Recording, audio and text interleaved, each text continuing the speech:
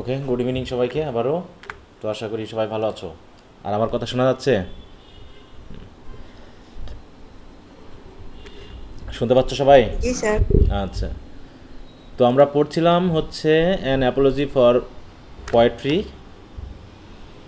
এবং আমরা টেক্সটটা না পড়ে সিম্পলিফাইড ভার্সন যেটা আছে প্যারাফ্রেজ টাইপের সেটা থেকে পড়ছি, কারণ আহ, ওটা অনেকটা বড়, এটাও তাও অনেক বড়, কিন্তু এখানে একটু সিম্পল করার জন্য কিছুটা আমাদের মেইন আইডিয়াগুলো পাবো। কারণ এখানে বিভিন্ন ধরনের যে রেফারেন্সগুলো আছে, রেফারেন্সগুলো এখানে একটু কেটে ছেটে দেওয়া, এই জন্য একটু পড়তে সুবিধা হবে, কারণ ওখানে প্রচুর রেফারেন্স আছে এবং পড়তেও এলোমেলো লাগবে। তো এই জন্য আমরা এখান থেকেই পড়ছি। তো আমরা কি একটু রিভিশন মানে বিষয়টা একটু দেখার সুযোগ পেয়েছিলাম যেগুলো পড়া হয়েছে? স্যার আজকে ইন কোর্স শেষ হলো স্যার। আজকে তোমাদের ইনকোর্স শেষ হলো। আচ্ছা, তারপর একটু পড়ে নিবা, আগামী ক্লাসে আবার পড়বা, যেহেতু রেকর্ড থাকতেছে। অবশ্যই রেকর্ড দেখে তোমরা একটু পড়ে নিবা, কারণ আমাদের একটু দ্রুত যেতে হবে। ঠিক আছে, ওকে। জি স্যার। আচ্ছা, তাহলে আমরা সরাসরি চলে যাই, যেহেতু আমরা সম্ভবত 9 পর্যন্ত পড়েছিলাম, তাই না? হুম। এবং এখানে পয়েট এবং পোয়েট্রির পক্ষে যথেষ্ট মানে পজিটিভ কথা বলেছেন ফিলিপ সিডনি, বিশেষ করে বিভিন্ন দেশে, তাই না, পয়েটদেরকে কিভাবে গ্রহণ করা হয় এবং অন্যান্য ব্রাঞ্চ অফ নলেজের উপরের পয়েটের মানে পোয়েট্রির কি মানে অবদান রয়েছে, হ্যাঁ, কী কী কারণে আমরা পোয়েট্রিকে অন্য থেকে একটু উপরের পর্যায়ে রাখবো, সেগুলো নিয়ে এখানে মেনলি কথা বলা হয়েছে। হ্যাঁ, এবং পয়েটদেরকে কোথাও মেকার বলে, কখনো প্রফেট বলে, তাই না, কখনো ফোর্সিয়ার বলে তুলনা করা হয়েছে। হুম, এইভাবে দেখানো হয়েছে। এমনকি ব্যাভারিয়ান কান্ট্রিতেও, তাই না, যে পয়েটদেরকে সম্মান করা হতো, বা পোয়েট্রির মাধ্যমে তাদের, হ্যাঁ, যে নলেজ গ্যাদার করার যে আগ্রহ সেটাকে এনকারেজ করা হয়েছে, ইত্যাদি ব্যাপারগুলো কিন্তু বলা হয়েছে, তাই না? হ্যাঁ, যেখানে বলা আছে যেমন the founder of most of the branches of knowledge are the ancient Greeks. হ্যাঁ, আর এটা এখানে কারা ছিল? পোয়েট্রি, হ্যাঁ, বা পয়েট, তারা বিশেষ অবদান এখানে রেখেছে। এখানে হোমারের কথা এসেছে, তারপর ইলিয়াডের কথা এসেছে, ভার্জিয়াল, হোমারের, তারপর সেখানে ভার্জিল, এত এনার কথা এসেছে, বিভিন্ন রোমান যে রোমান, গ্রিক, তাই না, হিব্রু, বিশেষ করে হিব্রু বা ইসরায়েলের রেফারেন্স আনা হয়েছে, বিবলিক্যাল রেফারেন্স দেওয়ার জন্য, বিশেষ করে কিং ডেভিডের যে সাম বা সাম সঙ্গীত, যেটা এটাও যে বাইবেলের একটা অংশ, হ্যাঁ, ওল্ড টেস্টামেন্ট, এবং সেখানেও যে সেগুলো ভার্সে লেখা হয়েছে বা পোয়েট্রি ফর্মে লেখা হয়েছে, এই বিষয়গুলো কিন্তু বলা হয়েছে। তো সেদিক থেকে বিবেচনা করলে পোয়েট্রিকে কি তুচ্ছ করা যায় বলো? হুম, এটা কি তুচ্ছ তাচ্ছিল্যের কোনো বিষয়? হুম। স্যার হ্যাঁ, যে ধর্মকে আমরা যখন গুরুত্ব দিই, তাহলে ধর্মীয় মানে যে বুকগুলো আছে বা স্ক্রিপচারগুলো আছে, সেগুলো কিন্তু পোয়েট্রি ফর্মেই লেখা। অতএব পোয়েট্রিকে একদম তুচ্ছ করা, গালিগালাজ করা, এটা তিনি মনে করছেন ছেলে মানুষের ব্যাপার, তাই তো? ওখানে বলছেন না তিনি, যে যারা তুচ্ছ করে তারা আসলে প্রতারণা করে নাকি, এবং তাদেরকে কিসের সাথে তুলনা করা হয়েছে বলো তো? কিছু মানে সাপের সাথে তুলনা করা হয়েছে, তাই না? যে কি করে সে, তার জন্মের পর বাচ্চারা তার মাকেই খেয়ে নেয়, এরকম একটা বিষয়গুলো কিন্তু বলা হয়েছিল কি না? না তো, তোমরা কেউ জি ছিলে না স্যার। নাকি? হুম। আচ্ছা, এবার হচ্ছে দ্য পয়েট আর ক্রিয়েটার। পয়েটদেরকে আবার ক্রিয়েটারও বলা হচ্ছে, আর্টিস্ট না শুধু, তাদেরকে ক্রিয়েটার বলা হচ্ছে, যেহেতু ওদিকে আমাদের মেকারও বলা হয়েছে, তাই না, এই যেখানে। হুম, যে পয়েটরা হচ্ছে অ্যানশিয়ান রোমান অনুসারে তারা হচ্ছে প্রফেট। সরি, উপরেই তো ছিল, আমি আবার এত দূর গেলাম কেন? এই যে এখানে, তাই না, গ্রিক, অ্যানশিয়ান গ্রিককে তাদেরকে কী কী বলা হয়েছে? গ্রিসে তাদেরকে টু মেক বা মেকার বলা হয়েছে। তো সেই হিসাবে দেখো, পোয়েটদেরকে এখানে কী বলা হচ্ছে? Creator in a fuller sense then other artist. হ্যাঁ, তাহলে দেখো, every art has the works of nature for its principal object. হ্যাঁ, every art has the work of nature. হ্যাঁ, কারণ প্রত্যেকটা আর্টের কাজ কি বলতো? ইমিটেশন করে না? প্রত্যেকটা কাজ কি, প্রত্যেকটা আর্টের কাজ কি ইমিটেট করা, তাই না? আমরা যেটা পয়েটিক্স থেকে পড়েছি, যে সেটা তুমি সং বলো, সেটা তুমি পোয়েট্রি বলো, সেটা তুমি মানে ড্রয়িং বলো না কেন, সবারই কাজ কি? ন্যাচারাল অবজেক্ট নিয়ে সেগুলোকে কি করা? কপি করা, তাই না? সেগুলোর উপর ভিত্তি করে কোনো কিছু লেখা, তুলে ধরা, উপস্থাপন করা, ড্রয়িং করা। হ্যাঁ, এমনকি যারা স্কাল্পচার হয়, যারা পাথর কেটে খোদাই করে তারা কোনো কিছু তৈরি করে, সেগুলোও কি ওই ন্যাচারাল অবজেক্টকেই জাস্ট ইমিটেট করা।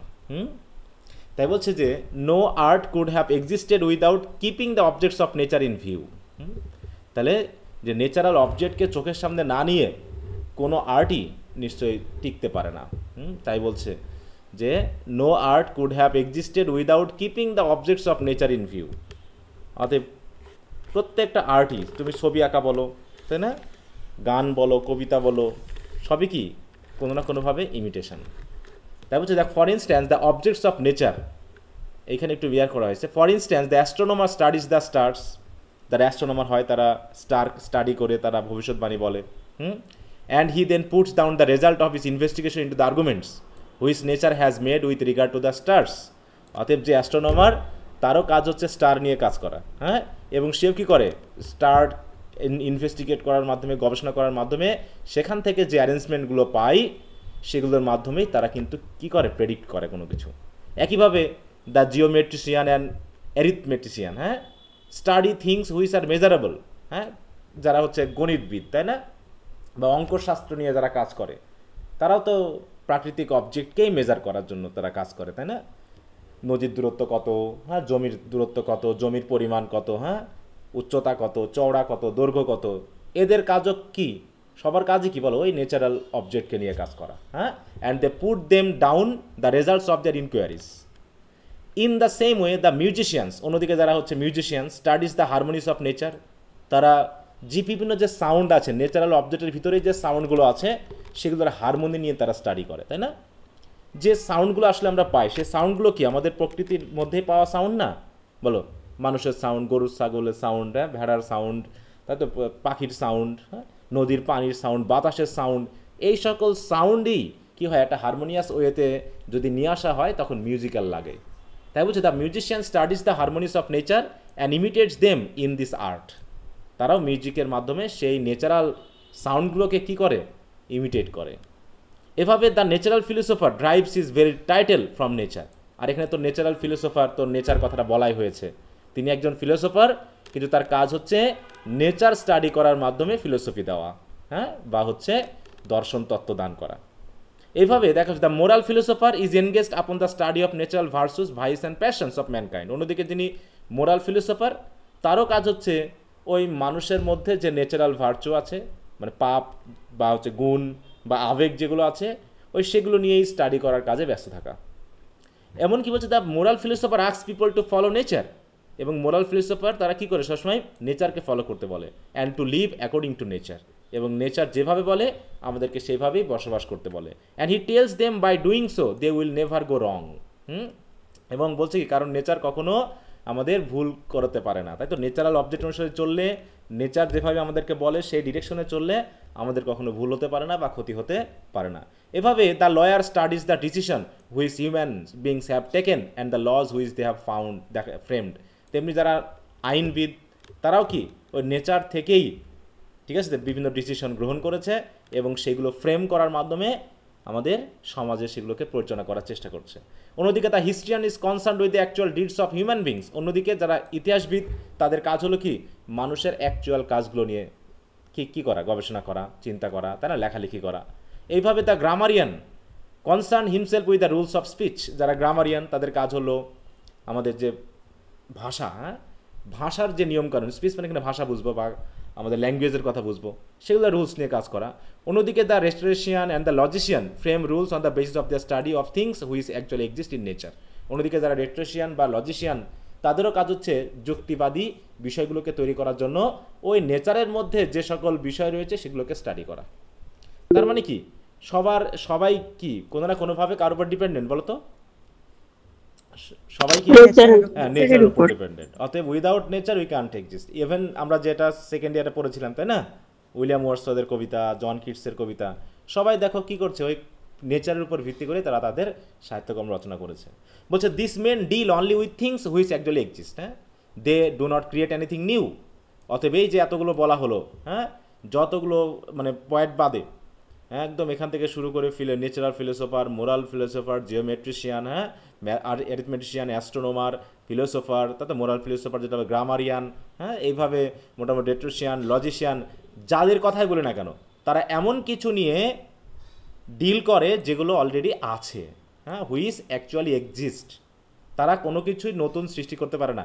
এইটা একটু খেয়াল রাখো, কারণ কেন পয়েটদেরকে ক্রিয়েটর বা মেকার বলা হচ্ছে, এটা যদি শর্ট নোট আসে, তাই তো, বা হচ্ছে ব্রিফ কোশ্চেন আসে, যেন বলা যায় যে কেন পয়েটদেরকে মেকার বা ক্রিয়েটর বলা হয়। কারণ অন্যান্য যারা আছে তারা কোনো কিছু নতুন ক্রিয়েট করতে পারে না, যা আছে সেটাই শুধু তারা ডিসকভার করে। ঠিক আছে তো, এবং বলছে their rules therefore are not of universal application but are limited to the matter which exist. অর্থাৎ তাদের কাজ হলো কি, ইউনিভার্সাল অ্যাপ্লিকেশন তাদের থাকে না, বরং যেটা আছে সেটার মধ্যেই সীমাবদ্ধ থাকে, with which they do have to do, এবং সেইটা নিয়েই তাদেরকে ডিল করতে হয়। In the same way the physician studies the natural anatomy of human beings. অন্যদিকে যারা, হ্যাঁ, ডাক্তার বা ফিজিশিয়ান, তারা মানুষের শরীর নিয়ে কাজ করে। And tries to discover the nature of things which keep the body healthy. এবং তারা ন্যাচারাল থিংসগুলোকে এমনভাবে ডিসকভার করার চেষ্টা করে যেগুলো আমাদের বডিকে হেলদি রাখে, and which do harm to it, অথবা কোনটা আমাদের ক্ষতি করে, সেগুলো তারা জাস্ট খুঁজে বার করে, তারা নতুন কিছু সৃষ্টি করে না। অন্যদিকে the metaphysician certainly goes beyond nature to certain abstract notions. এমনকি যেটা মেটাফিজিশিয়ান, ওই যে মেটাফিজিক্যাল, তাই না, যেটা অ্যাবস্ট্রাক্ট আইডিয়া নিয়ে আলোচনা করে, তারা হয়তো বা একটু নেচারের বাইরে চলে যায়।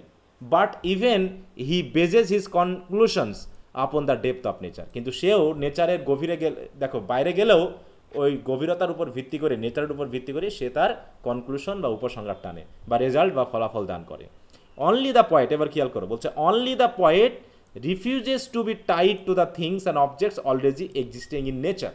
শুধুমাত্র কবি যারা আছে তারাই প্রকৃতির মধ্যে যা থাকে, যে অবজেক্ট আছে বা যে থিং আছে, শুধু তার সাথে তারা টাইট বা আবদ্ধ থাকতে কি করে না, চায় না, নাকি রিফিউজ করে। তারা নতুন করে সৃষ্টি করতে চায়। The poet lift himself above the objects of nature by the vigour of his own invention. হ্যাঁ, নিজস্ব কল্পনার মাধ্যম দিয়ে নিজস্ব কিছু অবজেক্ট তারা কি করে, সৃষ্টি করতে চায়। তারা নেচারের উপরে নিজেদেরকে নিয়ে যায়, নেচারের গভীরে না, নেচারের বাইরে তারা চলে যায়। নেচারকে তারা শুধুমাত্র নেচারের সাথেই সীমাবদ্ধ থাকে না। The poet in effect builds up another nature. বরং কবিরা তাদের মতো করে নতুন একটা নেচার তৈরি করে, either by making things better than natural things, হয় ন্যাচারাল থিংসকে আরও বেটার করার মাধ্যমে, or by creating all together new things, অথবা নতুন কোনো কিছু সৃষ্টি করার মাধ্যমে, such as never exist in nature, যেটা কখনোই প্রকৃতির ভিতরে ছিলই না। যেমন হচ্ছে তোমার এই যে সুপার ন্যাচারাল যে এলিমেন্টগুলো আমরা পাই, তাই না, সুপার ন্যাচারাল এলিমেন্টগুলো আমরা ইয়া পড়লাম না, তোমার রেপ অফ দ্য লক তো পড়েছি নাকি? হ্যাঁ, জি rape of the sir. Lock পড়েছি। ওখানে যে ওই যে যে মেশিনারিগুলো ছিল, তাই না, নম, সিল্ভ, এগুলো কি আসলে আছে? এগুলো কি আসলে এক্সিস্ট করে, বলো? না স্যার, নাই। এগুলো তো কোনো ছিল না। হ্যাঁ, এইগুলো কি করেছে, একমাত্র কবিরাই ক্রিয়েট। তারপরে দেখো, the poet creates new forms and shapes such as those of heroes, ডেমিগডস, Cyclops, দেখো সিমেরাস, ফিউরিস। তারপরে এই যে মিথোলজিক্যাল যে সকল ইয়াগুলো, কাহিনীগুলো, তাই না, জিউস টিউস, এগুলো কিন্তু নেচারে আসলে নাই। হ্যাঁ, কিন্তু কবিরাই নিজের মতো করে এগুলোকে সৃষ্টি করছেন। Thus the poet goes hand in hand with nature. অতএব নেচার যেমন সৃষ্টি করে, কবিরাও তেমনি নতুন করে সৃষ্টি করে। He creates his own matter and his unconfined to things or forms really existing in nature. হ্যাঁ, তারা নিজের মতো করে কিছু সৃষ্টি করে, শুধুমাত্র নেচারে যে এক্সিস্ট করে সেগুলোর মধ্যে তারা আনকনফাইন্ড থাকে বা কনফাইন্ড থাকতে চায় না। In short, he can invent forms, shapes and qualities just as he pledges. মানে নিজের মতো করে সে ফর্ম, শেপস, কোয়ালিটিগুলো সৃষ্টি করে নিতে পারে। অতএব এখানে যতগুলো মানে কথা বলা হলো, তাই না, বিভিন্ন মানে কি বলবো, স্টাডি পারপাসে যে সকল ব্রাঞ্চের কথা বলা হলো, এরা সবাই ন্যাচারাল অবজেক্ট যেগুলো এক্সিস্ট করে সেগুলো নিয়ে কাজ করে। আর কবিরা তাদের কল্পনা দিয়ে এমন কিছু সৃষ্টি করতে পারে যেগুলো হয়তো নেচারের ভিতরে এক্সিস্টও করে না, মানে তার বাইরে তারা চলে যায়। এই কথা বলা হলো। এটা কিন্তু একটা মনে করো নোট, এইটা কিন্তু খেয়াল করবা। হ্যাঁ, এইটাই একটা উত্তর। এখানে এইভাবেই করে, এখানে বিশেষ কথা হলো কি, যেহেতু গল্প টাইপের না, এগুলো কি তোমার স্টোরি, মানে স্টোরির মতো যে নিজের মতো করে লিখতে পারবা, বলো, যে একটা কাহিনী জানলাম লিখে ফেললাম, হবে এরকম? না স্যার। এখানে উত্তরগুলো কিন্তু বেশি বড় হয় না, ছোট ছোট হয়, কিন্তু একদম এক্সাক্ট উত্তর চাওয়া হবে। এখানে কোনো কল্পনার জায়গা নাই। হ্যাঁ, এখানে যেভাবে বলা হয়েছে সেইভাবেই কিন্তু তোমাকে উত্তরগুলো করতে হবে। এই জন্য একটু ভালো করে খেয়াল করবা। ক্রিটিসিজম নিয়ে অনেকে হয়তো দেখা যাচ্ছে খুব ভয় পেয়ে যায়, কিন্তু বিষয়গুলো অতটা জটিল না যদি একটু ধরে ধরে স্টাডি করা যায়। হ্যাঁ, কারণ এখানে যে খুব বেশি আলোচনা থাকে তেমনও না, এক্সাক্ট বিষয়গুলোকে তুলে ধরতে পারলে ভালো মার্ক আসে এখানে। হ্যাঁ, এটা এটা আর হচ্ছে তোমার হচ্ছে ওই যে লিঙ্গুইস্টিক্স, কারণ এখানে তো কল্পনা বা গল্প কাহিনী না, এখানে থিওরিটিক্যাল বিষয় থাকে, অথবা তোমার কিছু এরকম ক্রিটিক্যাল কিছু বিষয় থাকে যেগুলো আমাকে তুলে ধরতে হবে। তাহলে প্রথমে বলা হলো কি, যে পোয়েটরা নতুন কিছু ক্রিয়েট করেন, নেচারে যা আছে তার থেকেও আরও বেশি কিছু। সুতরাং দ্য পোয়েট ইভেন ট্রান্সেন্ডস নেচার, এমনকি শুধু নেচারে যেমন আছে তেমনই সৃষ্টি করে তা না, মাঝে মাঝে তারা নেচারকেও ট্রান্সেন্ড করা মানে কি বলতো? ট্রান্সেন্ড করা ছাড়িয়ে মানে কি? যাওয়া। হ্যাঁ, সীমা পাড়িয়ে যাওয়া নাকি? হ্যাঁ, যে একটা নির্দিষ্ট সীমা আছে নেচারাল, তার বাইরে চলে যাওয়া। দেখো, ট্রান্সেন্ডস।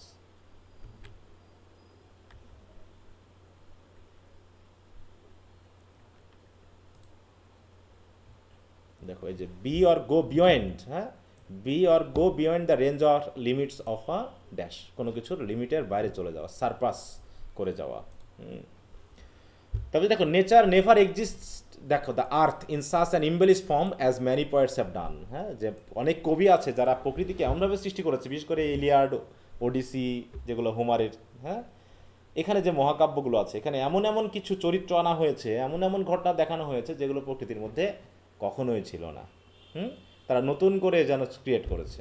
The river of nature as not so pleasant, the trees of nature are so fruitful, the flowers of nature are not so sweet to the smell as are the rivers, trees and flowers presented by a poet in is work. তাহলে কবিরা যেভাবে নদী গাছপালা সৃষ্টি করেছেন, এত সুন্দর করে নেচারেও পাওয়া যায় না।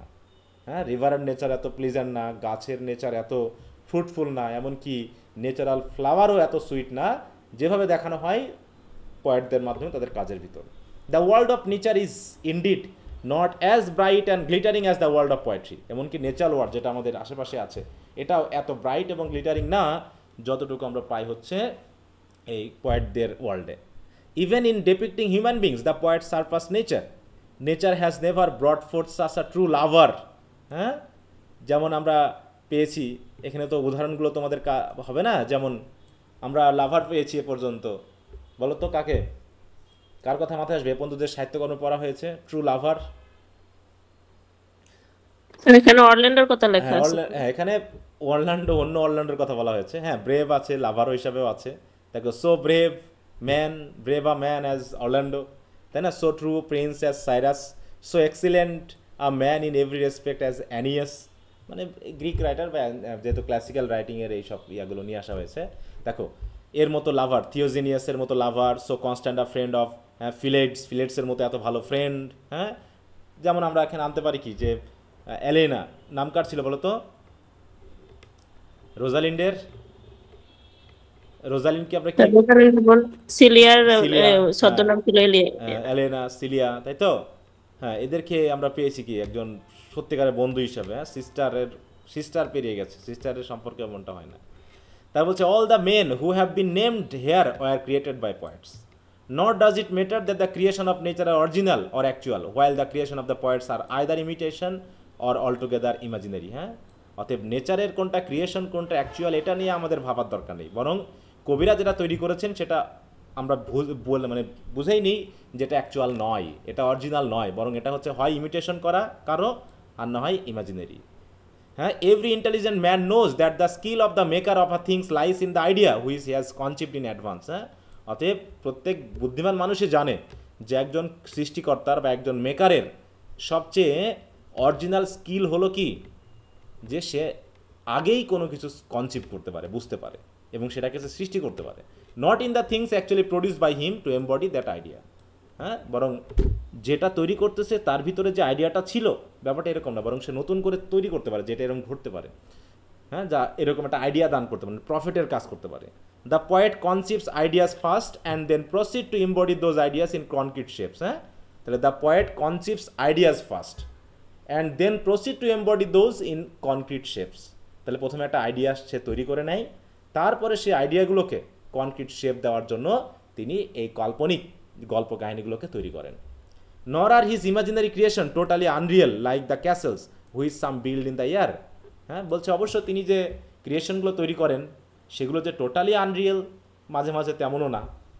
সবগুলোই যে আনরিয়েল তা না, ঠিক আছে তো? যেমন হচ্ছে বাতাসে কি রাজপ্রাসাদ তৈরি করা যায় বলো তো? বিল্ড ক্যাসেল ইন না দ্য স্যার। ইয়ার একটা ফ্রেজ আছে, একটা প্রভার্ব আছে বা একটা ফ্রেজ আছে, build castle in the air, এর মিনিং কি জানো?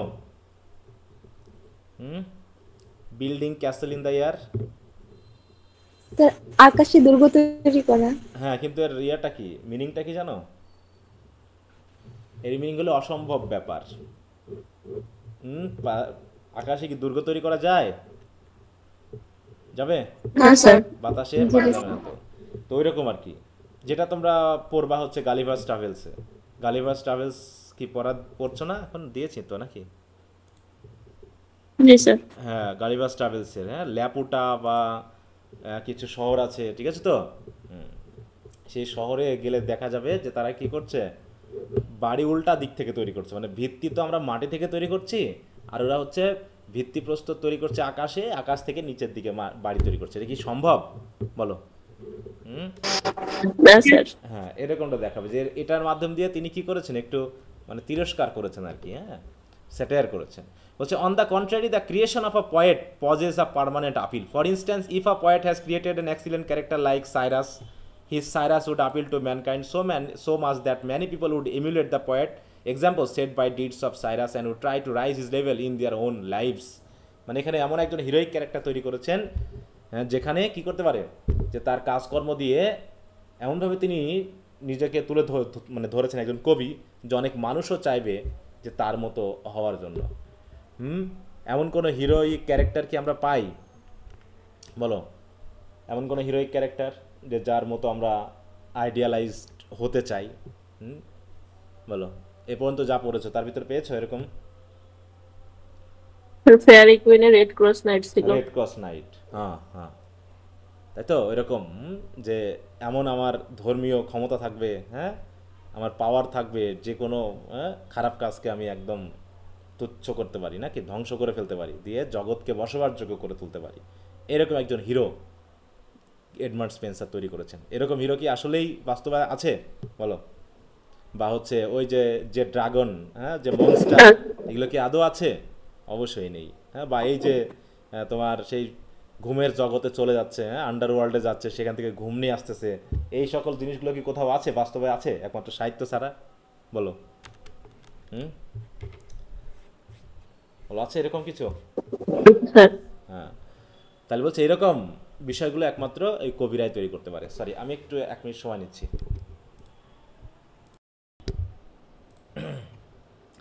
ওকে, শুনতে পাচ্ছ সবাই? জি স্যার।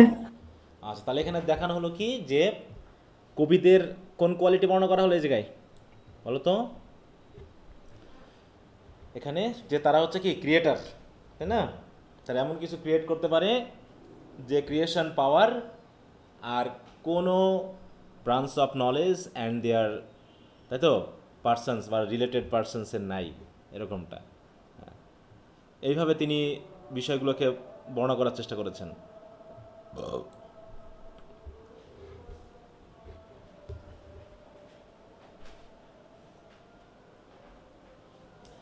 আচ্ছা, এবার বলা হচ্ছে the poet's creative faculty is the highest human faculty. অতএব মানুষের যত বৌদ্ধিক ব্যাপারগুলো আছে, হ্যাঁ, তার ভিতরে ক্রিয়েটিভ ফ্যাকাল্টি সবচেয়ে কবিদের হাইয়েস্ট বলা হচ্ছে। মানুষ তো অনেক কিছুই করতে পারে, তাই না? মানুষ অনেক কিছু করতে পারে, অনেক তার কোয়ালিটি আছে, অনেক তার যোগ্যতা আছে, অনেক ক্ষমতা আছে, কিন্তু এর মতে, ফিলিপ সিডনির মতে, সবচেয়ে হাইয়েস্ট হিউম্যান ফ্যাকাল্টি হলো কোনটা? পয়েটস ক্রিয়েটিভ ফ্যাকাল্টি, তারা ক্রিয়েট করতে পারে এইটাকে। হ্যাঁ, বলছি it is no disrespect to nature to claim that the highest achievement of the poets imagination are by no means inferior to nature. অতএব নেচারের যেমন নতুন ক্রিয়েশন পাওয়ার রয়েছে, দেখো তো, নতুন ক্রিয়েশন একমাত্র প্রকৃতিই করতে পারে, তাই না? আর প্রকৃতির ওই এলিমেন্টগুলোকে মানে ব্যবহার করে আমরা মানুষেরা কি করছি, মডিফাই করছি কোনো কিছু, তাই না? মডিফিকেশন করে নতুন কিছু তৈরি করছি। অতএব পয়েটদের ইমাজিনেশন যে কোনোভাবেই নেচারের কাছে ইনফেরিয়ার নয়, বরং কিছু কিছু ক্ষেত্রে সুপিরিয়ার, এটা অস্বীকার করার কিছু নেই। তাই বলছে, হ্যাঁ, it is only fair to give due honour to God who created the poet. অতএব আমরা যদি কবিদেরকে হায়েস্ট প্লেস দান করি, তাহলে আলটিমেটলি গডকেই অনার দেওয়া হয়, কারণ গডই তো কবিদের সৃষ্টি করেছেন, তাই না? গডই কবিদের সৃষ্টি করেছেন। অতএব কবিদের যদি হায়েস্ট ফ্যাকাল্টিটাকে আমরা অ্যাকনলেজ করে নিই, তাহলে অটোমেটিক গডকেও কিন্তু অ্যাকনলেজ করে নেওয়া হয়, যে গডের যে অনার সেটা অটোমেটিক আমরা এর মাধ্যমে দিয়ে দিই। তার মানে সেই রাইম অফ দ্য অ্যানশিয়েন্ট ম্যানের মতো না, যে স্মল হোক আর গ্রেট হোক, তাই তো কোনো জিনিসকে যদি আমরা ভালোবাসি, স্বীকার করে নিই, তাহলে আলটিমেটলি সেটা কাকে স্বীকার করা হয় বলো? গডকে। হ্যাঁ, গডকেই স্বীকার করা হয়, গডেরই প্রশংসা করা হয়। The poet is a maker while the God is the maker of this maker. দেখো, হ্যাঁ, তাহলে কবিরা হচ্ছেন মেকার আর গড হচ্ছে মেকারদের মেকার। অতএব God made man in his own image and then place the poet beyond and all over all the other works of mankind, তাই না? অতএব গড নিজের ইমেজে মানুষকে তৈরি করেছেন, আর পয়েটদেরকে তিনি এই ম্যানকাইন্ডের উপরে অবস্থান দিয়েছেন, যে তারা মানুষের হাইয়েস্ট অবস্থানে থাকবে। The greatness of the poet may be জাজ by the divine force which enable them to create things which far surplus all the creation of nature. কবিরা যা সৃষ্টি করতে পারে, কবিরা যা মানে তৈরি করতে পারে, এটা নিশ্চয়ই একটা ডিভাইন ফোর্স ছাড়া সম্ভব না। অতএব এটা থেকেই বোঝা যায় যে কবিদের গ্রেটনেস কতখানি। The lofty intelligence of human beings enables them to understand what perfection is, but their contaminated minds prevent them from, দেখো, attaining that perfection.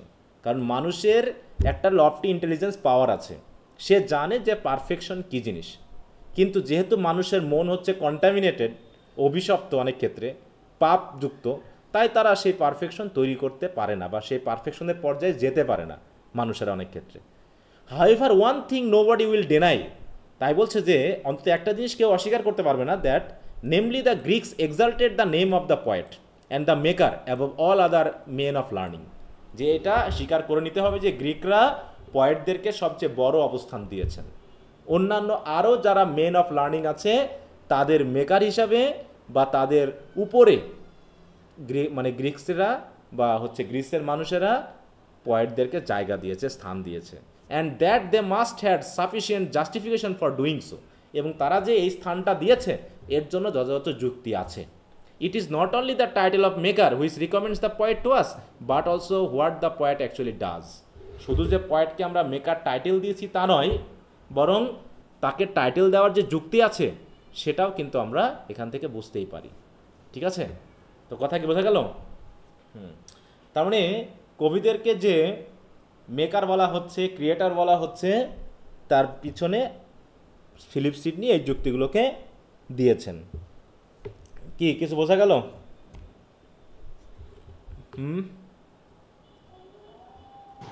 G sir. আচ্ছা, এই পর্যন্ত কারো কোনো কথা আছে? দেখো এখানে মানে পুরো মনোযোজনা কোশ্চেন আনসার এইভাবেই কিন্তু লিখতে হবে। হ্যাঁ, এইভাবেই, এখানে কোনো গল্প কাহিনী দিয়ে আবল তাবল লিখলে হবে না, তোমাকে এই যুক্তিগুলোই আনতে হবে। হ্যাঁ, কারণ এটা একটা গুরুত্বপূর্ণ কোশ্চেন। আচ্ছা, আমরা থার্ড ইয়ারের সাজেশন আছে তোমাদের কাছে? থার্ড ইয়ার স্যার মানে কোন কবি কোনটা কে এটা নিয়ে কি বলছে, কি মন্তব্য করছে, জাস্ট এইভাবে প্রশ্নটা আসবে মনে হয়। হ্যাঁ, দেখো এখানে একটু খেয়াল করো কি আসছে। দেখো তোমাদের সেট সাজেশন আছে না? আছে সবার কাছে? একটু যাও দেখি। জি স্যার। স্যার ব্রড কোশ্চেনে যাও, মানে 2022-23 সালে যে কোশ্চেন আসছে সেগুলো তো আমরা যদি একটু যাই তাহলে দেখি কি পাওয়া যায়। দেখুন পার্ট বিতে এটা কত সালের? 2022-এ আসছিল। How according to Sidney is a poet superior to a philosopher. হ্যাঁ, ফিলোসোফারের থেকে সুপিরিয়র কেন? এরকম একটা বিষয় কি দেখা হয়েছে। 22 সালে ব্রড কোশ্চেন এসেছে কি, দেখো, what are Sidney's view on contemporary English drama, সেগুলো আসবে পরে। তারপর হচ্ছে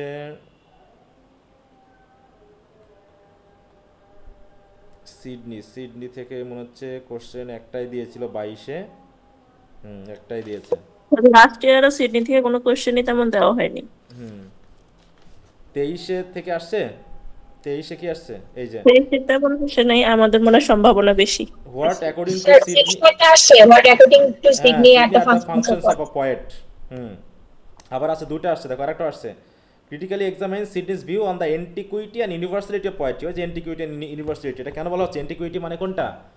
ওই যে প্রাচীন, হ্যাঁ, যেটা আমরা অলরেডি পড়ে ফেলেছি।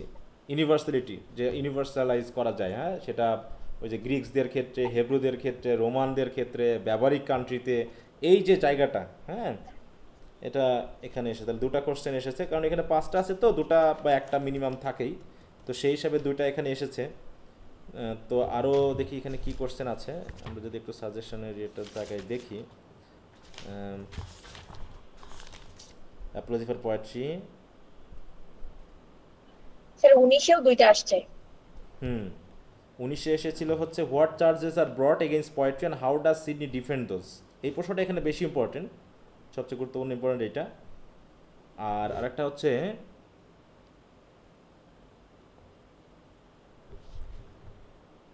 এই যেখানে একটা আছে the function of a poet according to Sidney is to teach and delight. এইটা মানে ফাংশন, হ্যাঁ, পোয়েট্রির ফাংশনটা যে টিচ অ্যান্ড ডিলাইট, এই জায়গাটায়। আচ্ছা, তো ঠিক আছে। একটা কোশ্চেন দেখি যে 19-এ 7 স্টার দেয়া আছে এখানে যে what charges are brought against poetry and how does Sidney defend those. হ্যাঁ হ্যাঁ, ওটা তো বললামই। হ্যাঁ হ্যাঁ, যে কি কি অভিযোগ আনা হয়েছে, অভিযোগটা তো পরে বলবে যে অভিযোগগুলো কি কি, তাই না? আবার শুরুতে আমরা পেয়ে গেছি অভিযোগগুলো কি কি, যেটা আমরা এটা পড়েছিলাম, মিথ্যা বলা, না, যেটা কবিরা সব মিথ্যা বলে, হ্যাঁ, প্যাক অফ লাইজ বলা হচ্ছে। আচ্ছা, তাই বলছে দেখো, poetry as an art of imitation or graphic presentation representation. তাহলে পোয়েট্রি হচ্ছে কি আর্ট অফ ইমিটেশন, যেটা আমরা অলরেডি অ্যারিস্টটলের কাছ থেকে পড়েছি, জেনেছি, তাই না? দেখো, পোয়েট্রি অ্যাজ অ্যারিস্টটল সেইড, এই যে is an art of imitation. Aristotle use the word mimesis to define the nature of poetry. Mimesis or imitation means a representation. This representation is offered by the poet may be described as a speaking picture. The painter paints a picture which cannot speak. হ্যাঁ, একজন painter হয়তো ছবি এঁকেছে, সেটা কথা বলতে পারে না, কিন্তু the picture painted by the poet in his poem is one that speaks to the readers. হ্যাঁ, সুতরাং the aim of poetry is to teach and delight, যেখানে আসছে mainly the aim of poetry is to teach and to delight. সুতরাং there are 3 different kinds of poetry. তাহলে 3 ধরনের poetry আছে, বিভিন্ন ধরনের পোয়েট্রি বিভিন্ন ধরনের কাজ করে, এবং তাদের প্রত্যেকের কাজ হলো কি মানুষকে টিচ অ্যান্ড ডিলাইট দুটা দেওয়া, একই সাথে তাকে বিনোদন দেওয়া, আর একটার সাথে কি তাকে বিনোদনের মাধ্যম দিয়ে মোরাল লেসন দান করা। এই কথা বুঝতে পেরেছ? এরপর দেখো, subject of poetry the divine excellence, এই যে antiquity and quality of achievement যেটা বলছে, the chief poets as regards antiquity and the quality of achievement were those who imitated in their work the infinite excellence of God।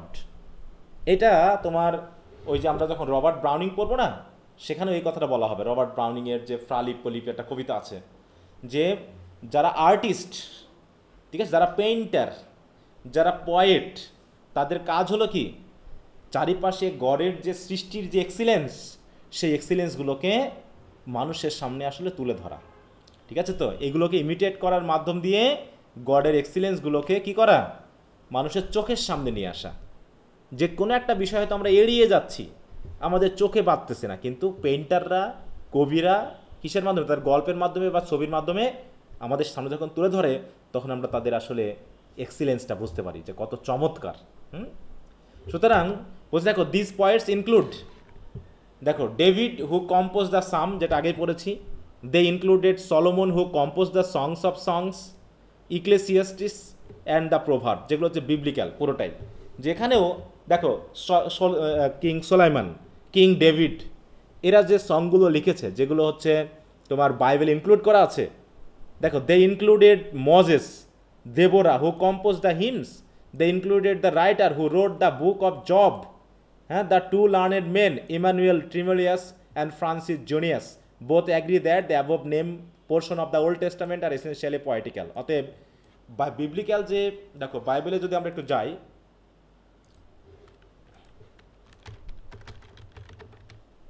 List of books in the Old testament,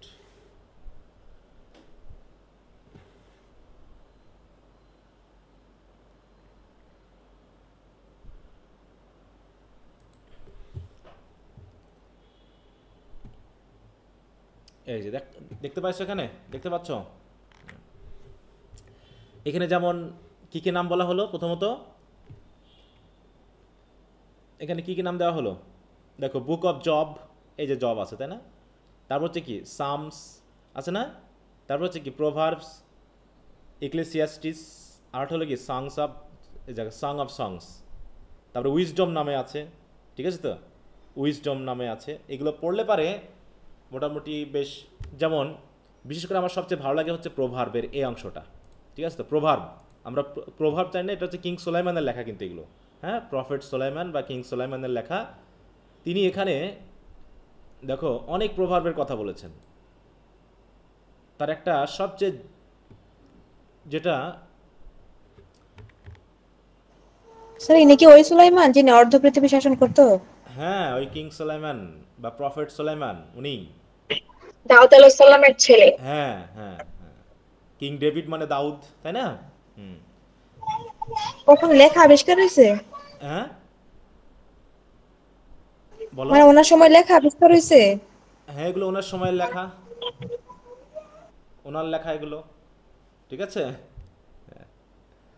আচ্ছা দেখো এখানে বলা হচ্ছে কি the primary purpose of the book, মানে এই যে যেটা হচ্ছে প্রভার্ব, এর উদ্দেশ্য কি, is to teach wisdom not only the young and inexperience, শুধুমাত্র যারা অল্প বয়স্ক বা যারা অনভিজ্ঞ তাদের না, but also to the advance মানুষদের জন্য এখানে গাইডলাইন আছে, ঠিক আছে তো। এখানে বিশেষ করে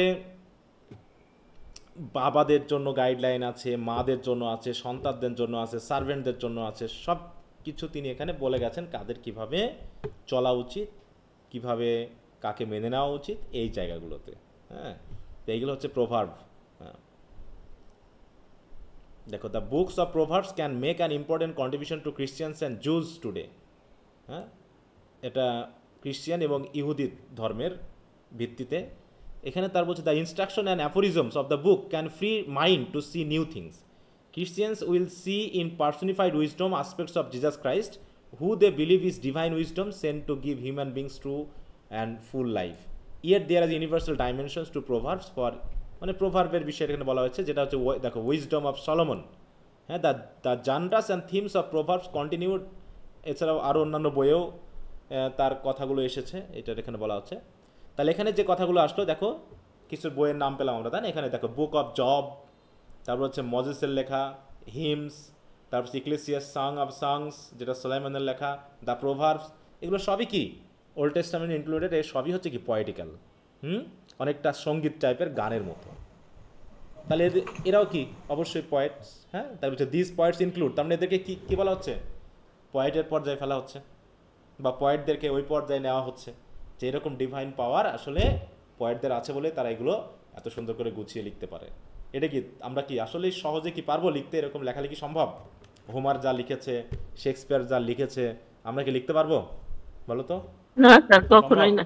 হ্যাঁ ওর ধারে কাছেও যেতে পারবো না, 2 লাইন লেখার পর 3 লাইনে হাঁপিয়ে যায়। হ্যাঁ স্যার ওদের লেখনি সব ইংলিশে ট্রান্সলেট করা পাওয়া যায়, বাংলাতে মনে হয় পাওয়া যায় না? না না কেন পাওয়া যাবে না? অবশ্যই পাওয়া যাবে, বাংলা অনুবাদ পাওয়া যাবে তো। বাংলা অনুবাদ পেতে পারো, তবে বাংলা অনুবাদের থেকে আমার অরিজিনাল পড়তে ভালো লাগে, কারণ অনুবাদে অনেক কিছু বাদ চলে যায়। হ্যাঁ যে ফিলিংটা, যেমন তুমি রবীন্দ্রনাথের বাংলা পড়বা গল্প, ওটারই ইংলিশ ট্রান্সলেশন পড়বা, দেখবা যে ভালো লাগছে না।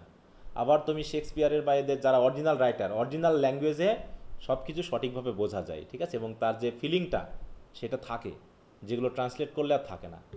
ওকে বলছে nobody who holds God and the Holy Ghost in reverence will speak against such sacred and poetical words. অর্থাৎ যারা গডে বিশ্বাস করে বা হচ্ছে পবিত্র আত্মাতে বিশ্বাস করে, হলি গোস্টে বিশ্বাস করে, তারা কখনোই এই যে নামগুলো বলা হলো, এই যে পয়েটিক্যাল ওয়ার্কগুলোর বলা হলো, এগুলো কখনোই তারা অস্বীকার করতে পারে না। Others who sang sacred songs in honour of certain divinities were Orpheus, Amphion, Homer, হ্যাঁ এরকম অনেক রাইটারের কথা বলা হয়েছে। অ্যান্ড ম্যানি, দেখো many more both Greeks and Romans, তাহলে গ্রিক্স এবং রোমান্সে আরও অনেক রাইটার রয়েছে যারা এরকম মোরাল টিচিংগুলোকে তুলে ধরেছে। The poems written by this men should be sung by people when they are in a merry mood, while those who are suffering the pangs caused by their sins should sing those poems in order to derive some comfort from them. মানে এই কবিতাগুলো অসুস্থ মানুষকে, তাই তো, তারপর হচ্ছে mentally depressed মানুষকে যেমন কমফোর্ট দান করে, তেমনি সুস্থ মানুষকে তার মুডটাকে আরও বেশি উৎফুল্ল করে তোলে। এরকম লেখাগুলোর কথা বলা হচ্ছে যে পয়েটদের এই জাতীয় ক্ষমতা আছে। তার মানে এখানে অ্যান্টিকুইটি বা ডেভিনিটির ব্যাপারটা বলা হলো। যখনই ডেভিনিটি পাওয়ারটা আসছে তখন অবশ্যই কিং ডেভিড, কিং সুলাইমান, তাই তো, বা ওল্ড টেস্টামেন্টের যে বুকগুলো আছে সেগুলো অবশ্যই বলতে হবে। দেখো বাইবেল বলছে, দেখো আদার্স হু স্যাক্রেড, দেখো who sang sacred song in honour of certain divinities, এমনকি তারা এরা তো সরাসরি ডিভাইন পাওয়ার দিয়ে পাওয়া, আর অন্যদিকে ডিভিনিটিকে অনার করেছে এমন হিউম্যান যে সকল মানে কী বল কবিগুলো আছে, যেমন হোমার, অ্যামফিয়ন, এরা তো মোটামুটি ওই পর্যায়ের আর কি বলা যায়। যদিও আমরা কবিদেরকে কি সরাসরি প্রফেট বলবো, বলো বলবো কি? না স্যার, হ্যাঁ, না স্যার। সরাসরি প্রফেট বলছি না, কিন্তু তাদের সেই প্রফেটিক পাওয়ার বা সেরকম আছে বলে এখানে তিনি বলছেন। হ্যাঁ, এবার হচ্ছে সাবজেক্ট অফ পোয়েট্রি। তাহলে এতক্ষণ ধরে আমরা যেগুলো পড়লাম সেগুলো হলো পয়েটদেরকে নিয়ে, তাই না? পয়েটদেরকে কেন অন্যান্য মেন অফ লার্নিং থেকে হায়েস্ট পর্যায়ে ধরা হচ্ছে সেটা এখানে বর্ণনা করা হয়েছে। এখন যেটা দেখতেছি সেটা হচ্ছে সাবজেক্ট অফ পোয়েট্রি। পোয়েট্রির সাবজেক্টটা কি, কোন কোন বিষয় পোয়েট্রিতে আনা হয়। তারপরে দেখো যে মোরাল, ফিজিক্স অ্যান্ড হিস্ট্রি, দেখি বলছে এর ভিতরে কোনগুলো কীভাবে তুলে ধরা হয়। বলা হচ্ছে the second kind of poets included those who deal with philosophical matters. Poets like, দেখো এখানেও কিন্তু আমরা সাবজেক্ট অফ পোয়েট্রি পাচ্ছি কিন্তু মেনলি। হ্যাঁ, দেখো এটাও সাবজেক্ট অফ পোয়েট্রি কী ছিল, দ্য ডিভাইন এক্সিলেন্সেস, মানে পোয়েট্রির সাবজেক্ট কি, মানে কি কি বিষয় নিয়ে সাবজেক্ট লেখে। এখানে কিন্তু 3 কাইন্ডস অফ পোয়েট্রির কথা বলা হয়েছে। দেয়ার আর 3 কাইন্ডস অফ পোয়েট্রি। একটা হলো ডিভাইন এক্সিলেন্সি নিয়ে, সেটা একটা মোরাল ব্যাপার বা মোরাল টিচিং যেগুলো আসছে সেটা একটা। দেখো মোরাল, ফিজিক্স অ্যান্ড হিস্ট্রি। আরটা হচ্ছে কি, the qualities exhibited in imaginary persons. তার মানে এখানে অরিজিনাল পোয়েটদের কথা বলা হবে। ইমাজিনারি পার্সনদের কোয়ালিটি এক্সিবিট করা যেটা, সেটা হচ্ছে মূল পোয়েটিক্যাল কোয়ালিটি। বলছে পোয়েটস লাইক, দেখো থাইরেটিউস, তারপরে Phocylides and Cato have dealt with morals. Poet like Lucretius, Virgil, এরা কী করছে, have dealt with matters which are natural. And poets like, দেখো Manilius and Pontanus have dealt with matter which are astronomical. তার মানে এখানে astronomy, natural মানে nature এবং মোরালিটিকে নিয়ে বেশ কবিরা কী করেছে, লেখালেখি করেছে। And poets like Lucan have dealt with historical matters. তার মানে এখানে মোরাল পাইলাম, ফিজিক্স পাইলাম, হিস্ট্রি পেলাম। If there are people who do not like poetry of this kind, the fault is not of the knowledge which such poetry contains but of the judgement of the people themselves. অতএব poetry যেহেতু এই subject নিয়ে আলোচনা করছে, poetry যেহেতু এরকম খুবই high topic নিয়ে, তাই না, হাইলি ডিসকাসড ম্যাটার নিয়ে যেহেতু ডিল করে, অতএব এখন যদি কোনো ব্যক্তি পোয়েট্রিকে পছন্দ না করে তাহলে এটা কি পোয়েট্রির দোষ, বলো? বা এই যে কবিরা এই পোয়েট্রিগুলো লিখছে এটা কি তাদের দোষ? বলো, পোয়েট্রি পছন্দ না করে কাদের দোষ? ওই লোকজনের দোষ, ওই রিডারদের দোষ। তারা পছন্দ করছে তাদের টেস্টের ব্যাপার। বলছে not to like poetry of this kind shows a lack of good taste. অতএব এই ধরনের কবিতা পছন্দ না করা, তারপরে এই যে কিং ডেভিড, এই জাতীয় যে লেখালেখি যেগুলো আছে পয়েটিক্যাল ওয়ার্ক, এগুলো পছন্দ না করা, কবিতাকে পোয়েট্রিকে পছন্দ না করা মানে এইগুলোকে অপছন্দ করা, আর এগুলোকে অপছন্দ করা মানে তার গুড টেস্টের অভাব আছে। আরেকটা হচ্ছে কি, subject of poetry, the qualities exhibited in imaginary person. বলছে however poetry of the same kind suffer from disadvantages. মানে এই যে এখানে যে সেকেন্ড কাইন্ড অফ পোয়েটদের বলা হলো, এখানেও কিছু ডিসঅ্যাডভান্টেজ আছে। কারণটা কি, this poetry remains confined to the actual fact and the subject with which dealt. মানে কি, এখানে যে নেচার নিয়ে, মোরাল নিয়ে, তাই না, ফিজিক্স নিয়ে আলোচনা করা হয়, এগুলোর একটা লিমিটেশন আছে। এবং এগুলো হচ্ছে ফ্যাকচুয়াল, মানে ফ্যাক্টের উপর ভিত্তি করে, এবং ফ্যাক্টের বাইরে তারা যেতে পারে না। কিন্তু থার্ড কাইন্ড অফ পোয়েট্রি বলতে তিনি সত্যিকারের পোয়েট বলতে চেয়েছেন। বলছে it is the third kind of poets who are poets in the true sense of the word. তাহলে পোয়েট বলতে তাদেরকেই বোঝাবো যারা ওই যে আগে বলা হলো, তাই না, যে তারা নেচারের মধ্যে ইনক্লুডেড থাকবে না, ওর ভিতরে মানে জাস্ট লিমিটেড থাকবে না, কনফাইন থাকবে না, they will transcend beyond nature, তাই না, তাহলে নেচারের বাইরে চলে যাবে। তাই বলছে the difference between this poets and the poets of the second kind deserve, দেখো describe above is the same as difference between painters who paint such excellent picture as that of the distraught, দেখো Lucretia, and the meaner kind of painters who paint only such faces as they actually see before them. তাহলে একটা হচ্ছে কি Lucretia, যেটা হচ্ছে কি ডিস্ট্রট Lucretia, মানে সে খুব হতাশ, এরকম একটা ইমেজ তৈরি করেছে যে ইমেজটার আসলে বাস্তব ভিত্তি নাই, কিন্তু ছবিটা খুবই এক্সিলেন্ট। অন্যদিকে অ্যাকচুয়াল ফেস কিছু পেইন্টার করেছে যারা হচ্ছে মিনার কাইন্ড অফ পেইন্টার। স্যার আপনি কি কথা বলছেন? হ্যাঁ কথা বলছি। কেউ কি অফ করে দিল নাকি আমাকে আবার? দেখো সাউন্ড তো একরকম হলো না, ঠিক আছে। কথা কি শোনা যাচ্ছে আমার? না এই তো বন্ধ করেছে। এখন শোনা যাচ্ছে? বলো। জি স্যার এখন শোনা যাচ্ছে, মাঝখানে অফ হয়ে গেছে। আচ্ছা তাই বলছে দেখো, the superior kind of painter does not obey any law. দেখো যারা যারা সুপিরিয়র তারা কোনো মানে রুল বা ল দিয়ে থাকে না, এক্সেপ্ট দ্য দেখো promptings of his own intellect and imagination. অর্থাৎ তার কল্পনা এবং ইন্টালেক্ট ছাড়া অন্য কোনো নিয়মের ভিতরে তারা থাকে না। যারা সুপিরিয়র তারা কল্পনার গভীরতা দিয়ে অনেক গভীর কিছু তারা তৈরি করতে পারে, যেটা এখানে লুকরি হিসাবে এগুলো জিনিস বলা হয়েছে, অত আমাদের দরকার নাই, আমরা একটু পিছিয়ে যাই।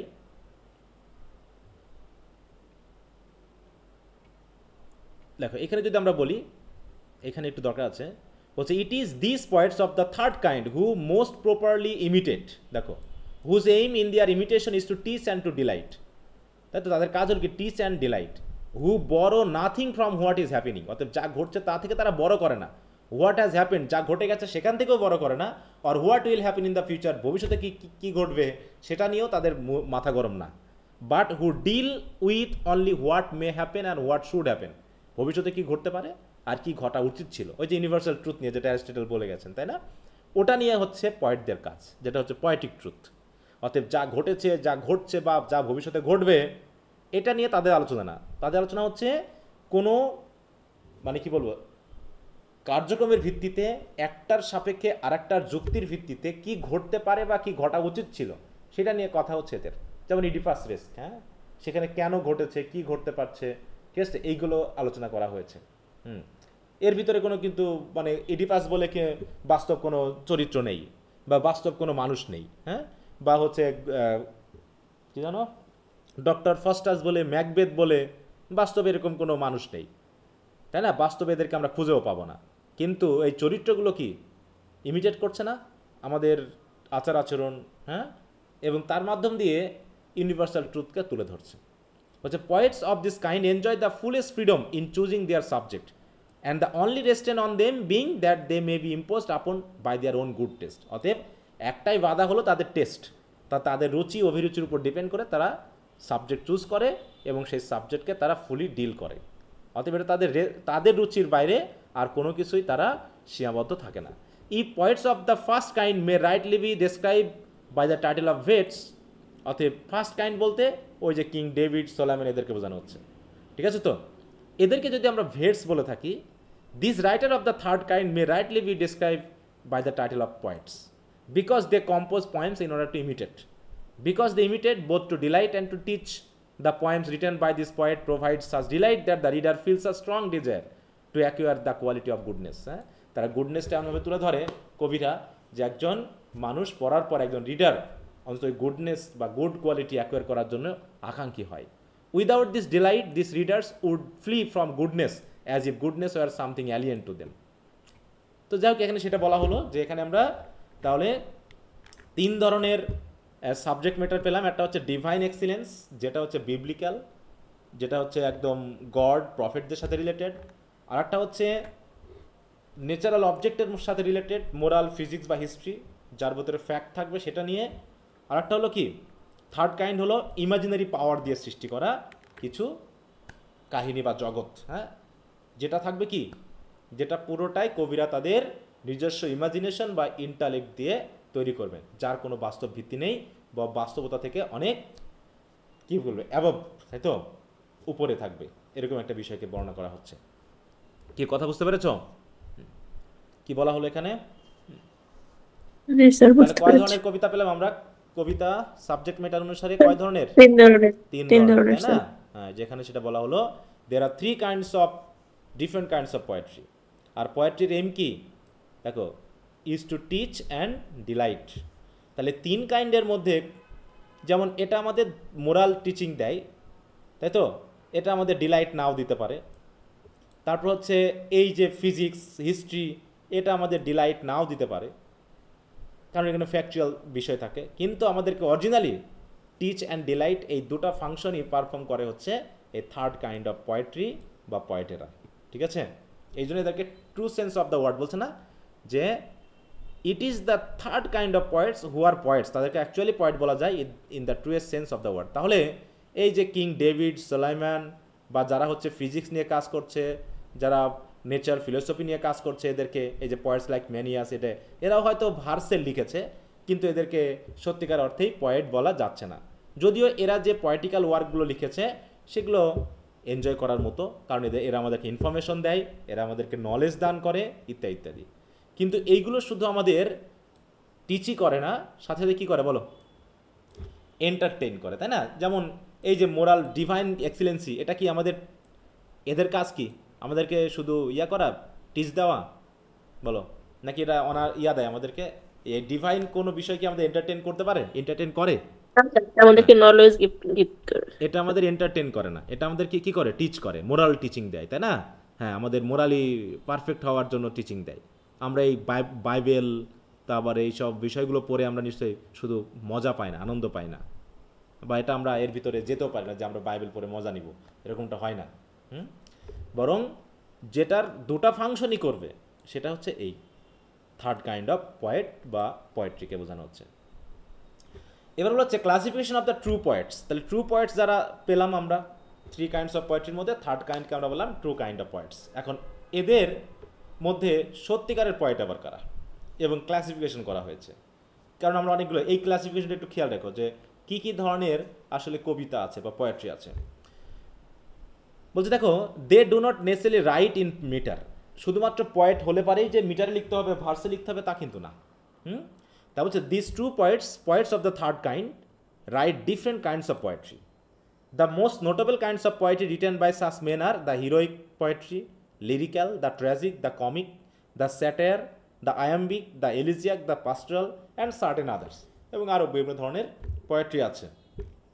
সাম of this kind of poetry are to be classified according to their matter, হ্যাঁ, সাবজেক্ট মেটার অনুসারে ভাগ করা যেতে পারে। আর কিছু আছে যেগুলো তাদের, আর some by kind of metre in which they are written. তাহলে কিছু হচ্ছে মিটার অনুসারে, আর কিছু হচ্ছে যে টপিক নিয়ে কথা বলছে সেই টপিক অনুসারে। যেমন আয়াম্বিক, এটা কি, এটা কি টপিক অনুসারে না মিটার অনুসারে নাম হবে বলো তো?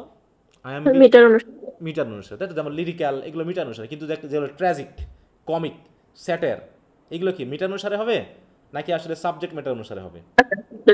হ্যাঁ, যে কী ধরনের বিষয় নিয়ে তারা ডিল করছে সেটা নিয়ে আমরা বোঝাবো। বলছে a large majority of poets have clothe their poetical invention in the metrical kind of writing. বলছে কি, a large majority of poet, খেয়াল রাখি কথাটা, যে অনেক কবি রয়েছে যারা তাদের পোয়েটিক্যাল ইনভেনশনকে মেট্রিক্যাল কাইন্ড অফ রাইটিং দিয়ে কী করেছে, ক্লোথ করেছে। মানে কি, মানে মিটার বা ভার্সের শুধু পোশাক পরিয়েছে, কিন্তু তাদেরকে কবি বলা যাবে না বা কবিতা বলা যাবে না। মানে কবিতার ছন্দ দেখো, বলছে which is therefore called verse, এদেরকে আমরা ভার্স বলতে পারছি, কিন্তু ওদেরকে পোয়েট্রি বলা যাবে না। কারণ কি, মিটার থাকলেই কি পোয়েট্রি হবে? হবে না কিন্তু। হ্যাঁ, এটা তোমরা ফোর্থ ইয়ারে আরও পড়বা যে ফোর্থ ইয়ারে পোয়েট্রি হতে হলে কি থাকতে হবে তার ভিতর। However it is to be noted that the verse or metre is only an ornament of poetry and is not indispensable for poetry. তাহলে ভার্স বা মিটার এটা কি পোয়েট্রির জন্য খুব অপরিহার্য নয়, এটা একটা অর্নামেন্ট মাত্র, তাই তো? যে ছন্দ থাকলে হাট্টিমাটিম টিম হলেই কি কবিতা হবে বলো?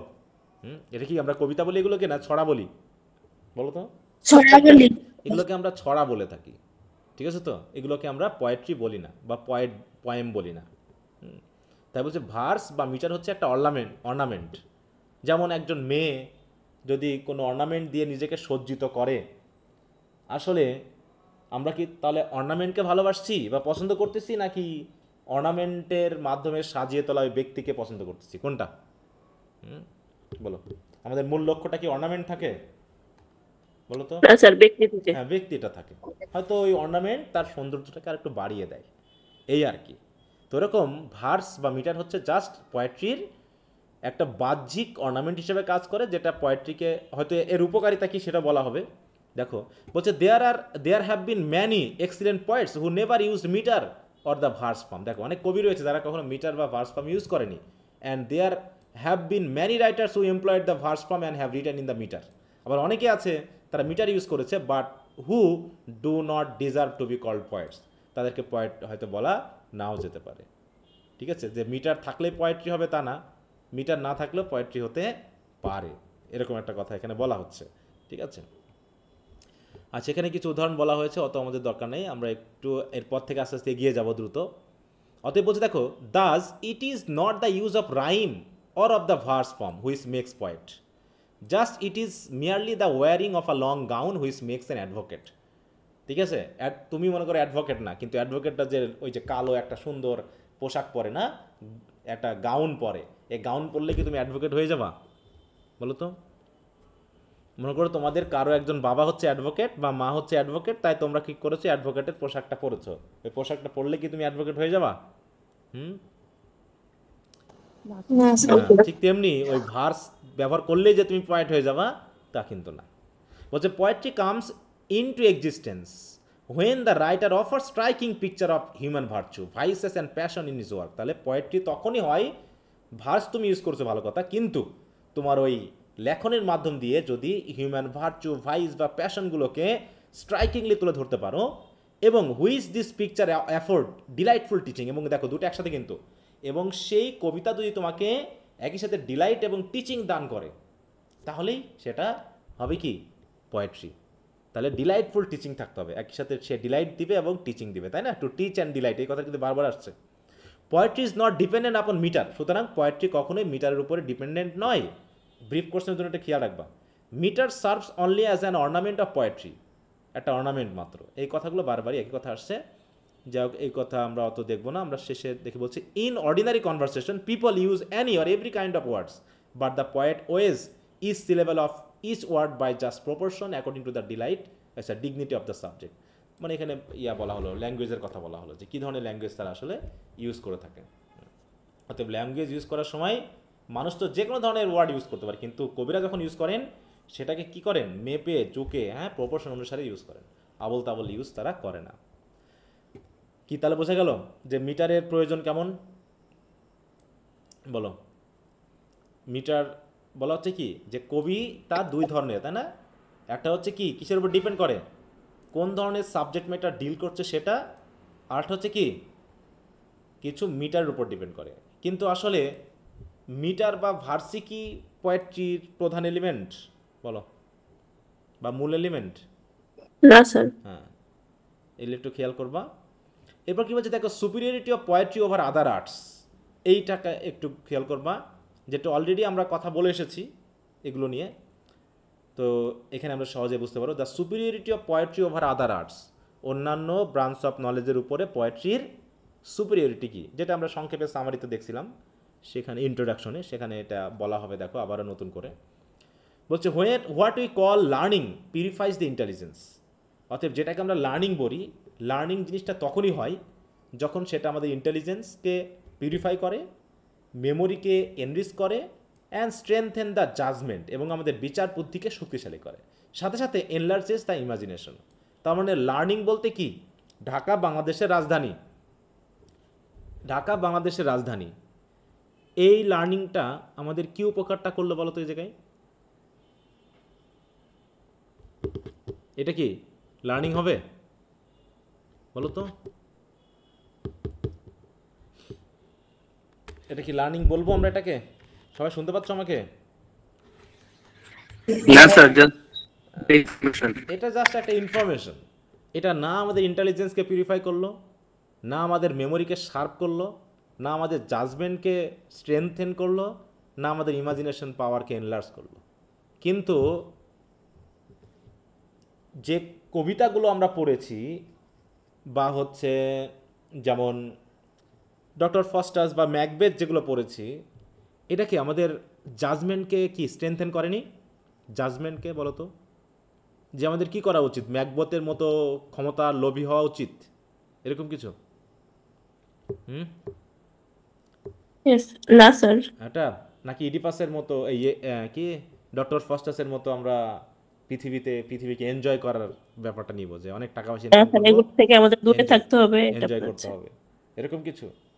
নাকি শাইলকের মতো, হ্যাঁ শাইলকের মতো শুধু আমাদের নিজের স্বার্থই বুঝবো, এরকম কিছু? বলো। নাকি রেপ অফ দ্য লকের মতো মেয়েরা শুধু নিজেদের সাজুগুজু করবে আর বাইরে উপস্থাপন করবে না? হ্যাঁ বলো, এখনকার এরকমটা হচ্ছে না যে দেখা যাচ্ছে যে মেয়েরা এখন অনেক ধোয়া তুলতেছে, অনেক স্লোগান দিচ্ছে যে তাদের যা খুশি তাই পরবে, ওরা যেভাবে খুশি যেরকম ইচ্ছা তেমনভাবে চলবে। হ্যাঁ, এটা যে কথাগুলো বলা হচ্ছে, এটা কি রেপ অফ দ্য লক কি সেটা থেকে কি আমাদের সাবধান করছে নাকি? বলো। কিছু কিছু জিনিস শুধু কি আইন বা যুক্তি দিয়ে সম্ভব? বলো তো, আইন বা যুক্তি দিয়ে কি সব কিছু সম্ভব পৃথিবীতে? বলো তো। না স্যার। হ্যাঁ, আইন বা যুক্তি দিয়ে কি সব কিছু সম্ভব? বলো। না না স্যার, যেমন মোরালিটি বলে তো একটা কথা আছে। সংসার করাটা, তুমি বিয়ে শাদী করে সংসার করবা, এই আইন কি তোমাকে সুখী সংসার দিয়ে যেতে পারবে?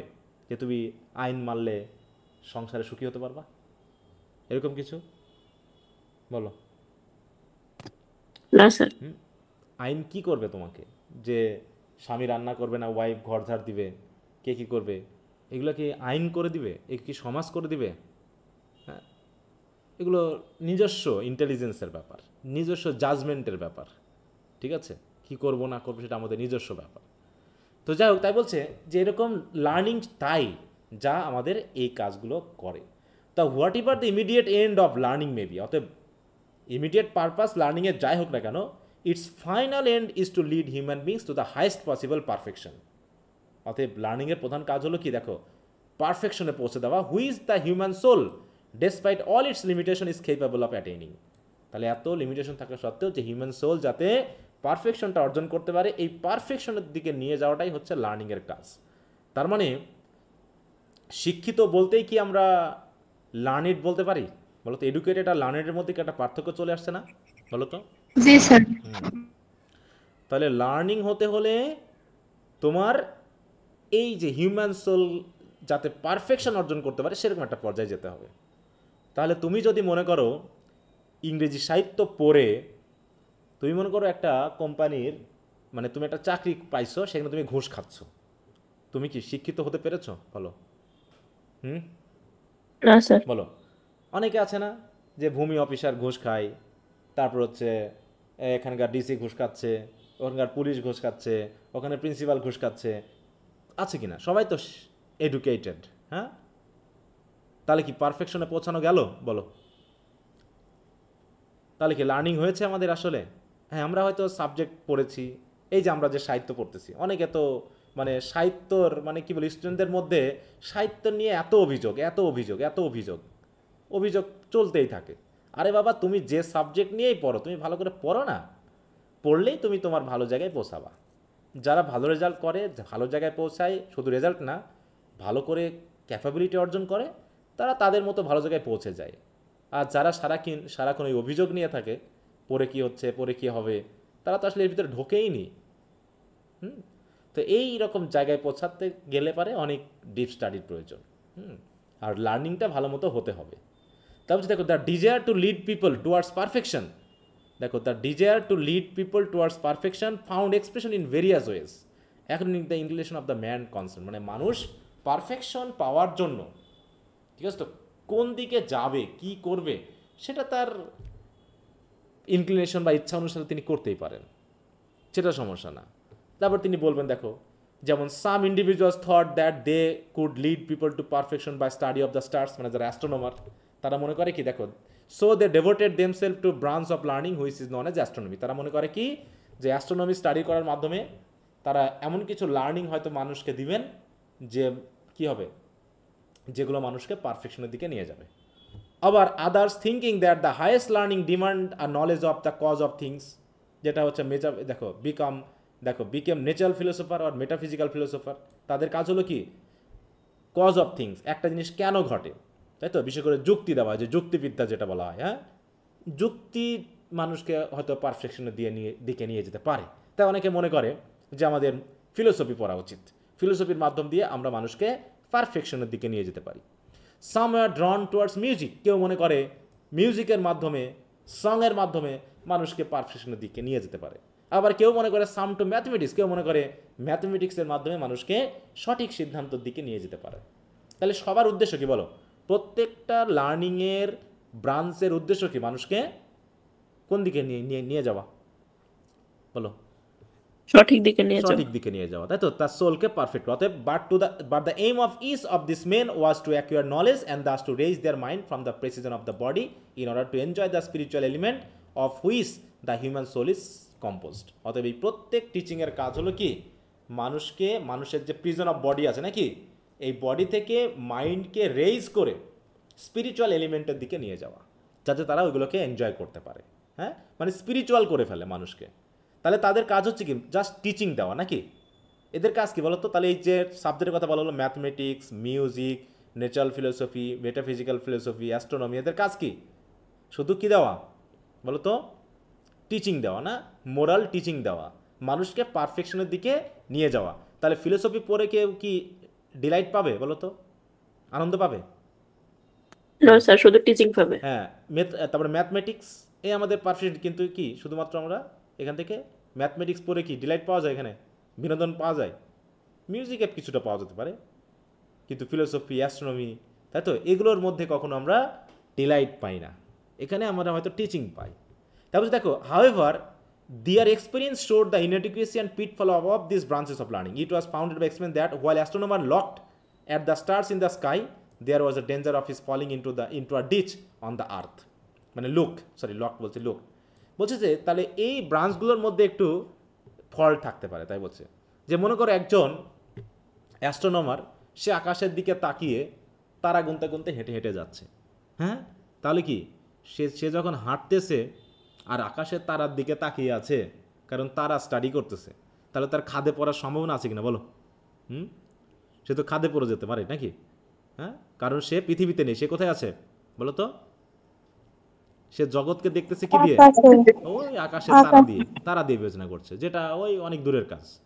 একইভাবে in the same way the inquiring philosopher might prove to be short sighted, অথবা যারা ফিলোসফার আছে তারা হয়তো খুব গভীরে নাও যেতে পারে।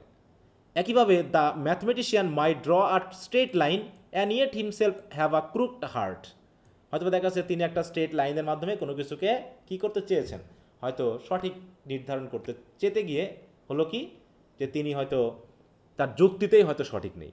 তিনি লাইনটা স্ট্রেট টেনেছেন, কিন্তু তার হার্টটা হচ্ছে ক্রুক, মানে তার যুক্তিতে হয়তো তিনি সঠিক না। এরকমটা হতেও পারে। It thus become evident that all this branches of learning were only subordinate sciences, is having a separate end in itself, though all were directed to the highest end. তাহলে সবার উদ্দেশ্য কি? হাইয়েস্ট এন্ড মানে কি? ওই মানুষের সোলকে পারফেকশনের দিকে নিয়ে যাওয়া। Which was the knowledge of his own self by men consider as a moral and social being. তাহলে মানুষকে মোরাল এবং সোশ্যাল বিং বানানোর জন্য এদের একটা উদ্দেশ্য আছে। With the object not of acquiring knowledge, adequate knowledge, but of performing right action. তাহলে শুধু নলেজ পাইলে হবে না, সেই নলেজগুলোকে আবার পারফেক্ট অ্যাকশনের মাধ্যমে প্রয়োগযোগ্য করতে হবে। তাহলে হয়তো মোরালি এবং সোশ্যালি একজন মানুষকে পারফেক্ট করা যাবে। দ্য ফাইনাল আর supreme end of all earthly learning is virtuous action. অতএব পৃথিবীতে আমরা যা কিছুই শিখি না কেন, তাদের ফাইনাল বা সুপ্রিম লক্ষ্যই হলো কি? মানুষকে ভার্চুয়াস বানানো। Therefore that branch of learning would have to be regarded as the best which best serve that purpose. অতএব যে লার্নিংটা মানুষকে ভার্চুয়াস করতে পারে, তাহলে সেটাকে আমরা বেস্ট লার্নিং বলবো, বেস্ট ব্রাঞ্চ বলবো। And if this be the test of the highest kind of learning, আর মানুষকে ভার্চুয়াস বানানোটাই যদি হাইয়েস্ট কাইন্ড অফ লার্নিংয়ের টেস্ট হয়ে থাকে, then the poet stand supreme among all those who devote themselves to the various forms of learning. তাহলে মানুষকে virtuous বানানোর ক্ষেত্রে ম্যাথমেটিক্স, ফিলোসফি, তাই তো অ্যাস্ট্রোনমি, এদেরও যদি কাজ হয় মানুষকে ভার্চুয়াস বানানো, তবে আলটিমেটলি সুপ্রিম জায়গাটা তাহলে পয়েন্টদেরই পাওয়ার কথা। কারণ এই মানুষকে ভার্চুয়াস বানানোর ক্ষেত্রে ম্যাথমেটিক্স যতটুকু না পারে, তার থেকে সাহিত্য পারে, তাই তো পয়েটরা পারে। কারণ এ যাবৎ পর্যন্ত আমরা যতগুলো সাহিত্যকর্ম পড়েছি, কোনো কিছুই কি মানুষকে ভার্চুয়াস বানানোর ক্ষেত্রে বাধা দান করতেছে বলো তো? না স্যার। কয়েকটা উদাহরণ বলো, কি কি পড়েছো? থার্ড ইয়ারে যেগুলা পড়েছি যেমন ট্রাজেডি গুলা এপিক গুলা ওগুলাই তো মোরাল বিভিন্ন লেসন গুলা আমরা পাই। তারপরে ধরো তোমরা যে ফ্রান্সিস বেকন পড়েছো, ফ্রান্সিস বেকনে কি মোরাল টিচিং আছে? জি স্যার, ওনার মোরাল টিচিং। হুম। তারপরে আবসালাম এন্ড অ্যাসিটোফেলে আছে? হ্যাঁ sir. Hmm. G sir. Rape of the লকে আছে, গালিভাস ট্রাভেলসে আছে, অরণ্যকতে আছে, সব কিছুতেই তার প্রধান কাজই কি বলো? এই সাহিত্যের প্রধান লক্ষ্যটাই কি বলো? মানুষকে স্যার আমাদেরকে ভার্চুয়াস বানানো। ভার্চুয়াস বানানো। অতএব ম্যাথমেটিক্স, ফিলোসফি, অ্যাস্ট্রোনমি এরা হয়তো চেষ্টা করে, হ্যাঁ, কিন্তু মানুষ তো সরাসরি সেই বিষয়গুলোকে গেজ নাও করতে পারে। আমরা তো ম্যাথমেটিক্স পড়েছি, তাই তো, অঙ্ক পড়েছি। বাংলা সাহিত্য পড়ে যতটুকু আমাদের মোরাল টিচিং দান করে, ওই অঙ্ক পড়ে কি আমরা ওরকম মোরাল টিচিং কখনো আজ করেছি যে আমাদের মোরাল টিচিং বা আমাদের ভার্সাস বানানোর চেষ্টা করছে ম্যাথমেটিক্স? এরকম কখনো আমরা না আজ স্যার। করেছি? হুম, আমরা কখনো আজই করিনি, কিন্তু সাহিত্য পড়তে গিয়ে আমরা আজ করেছি যে না, এর মাধ্যম দিয়ে আমাদের কিছু ভালো গুণ হয়তো শেখানোর চেষ্টা করানো হচ্ছে, ঠিক আছে? তাই এইভাবে বলছি কি, অতএব যতগুলো ব্রাঞ্চেস অফ নলেজ আছে, আর এই যে মানুষকে যদি ভার্চুয়াস বানানোটাই হয় তার টেস্ট, তাহলে এই টেস্টের দিক থেকে বেস্ট হবে কোনটা? এই পয়েটসটা হচ্ছে, পোয়েট্রি, এবং পোয়েটরা হচ্ছে এই কাজটা ভালো মতো করছে। এবার হচ্ছে কম্পেয়ার করবে। হ্যাঁ, এতক্ষণ ধরে বলা হলো এখন poet compared with the moral philosopher, poet compared with history, তাই তো? এভাবে করে যতগুলো ব্রাঞ্চ আছে সেগুলোর সাথে তুলনা করবে, দেখো। এবং divinity above the other kinds of learning and the law below them, ডিভিনিটির সাথে তুলনা করা হবে। তারপর হচ্ছে shortcomings of moral philosopher and historian. এবার ওদের বলার পর শর্ট কামিং, যে মোরাল ফিলোসফি বা হিস্ট্রিয়ানদের শর্ট কামিং বা ভুল কী, আর সব কিছুর বিনিময়ে দেখো the poet supplies the short Cummins of the philosopher and the historian.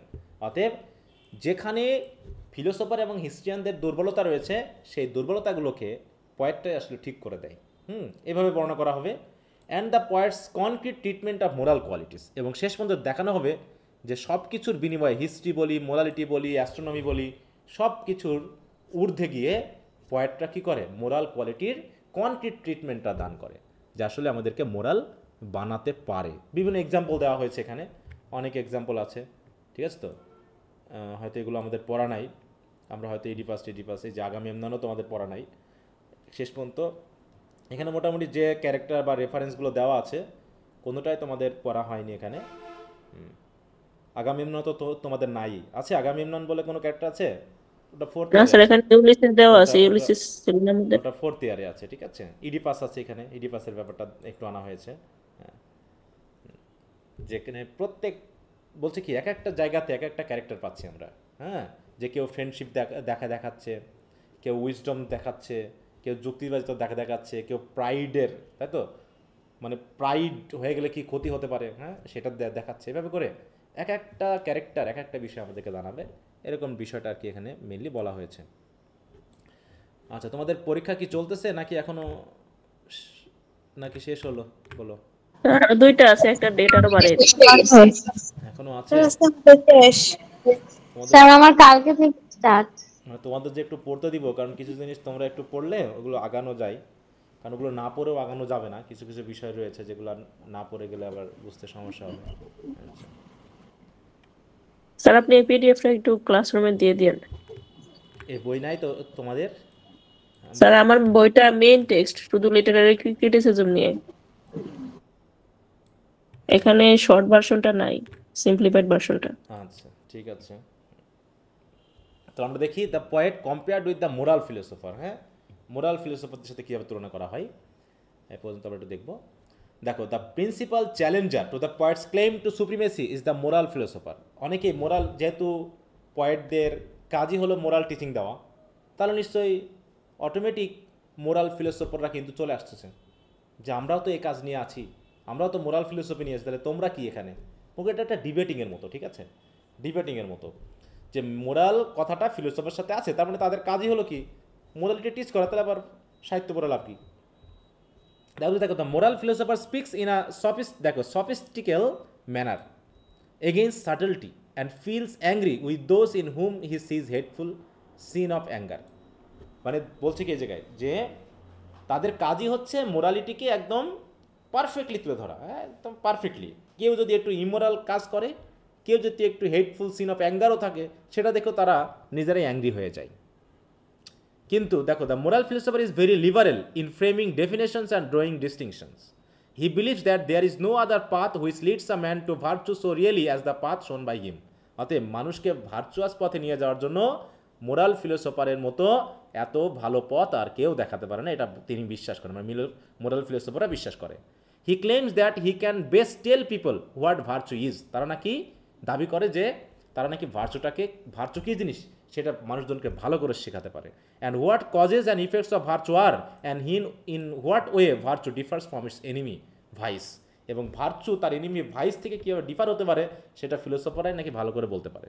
Which must be destroyed, যে ভাইসকে ডিস্ট্রয় করতে হবে ফ্রম ইটস সার্ভেন্ট প্যাশন থেকে। দেখো তাহলে হচ্ছে ভার্চুর এনিমি হচ্ছে কি ভাইস নাকি, আর ভাইসের সার্ভেন্ট হচ্ছে কে প্যাশন, কারণ প্যাশন থেকে ভাইস সৃষ্টি হয়। হুইচ মাস্ট বি মাস্টার্ড, যেটা মানুষকে কী করতে হবে নিয়ন্ত্রণ করতে হবে।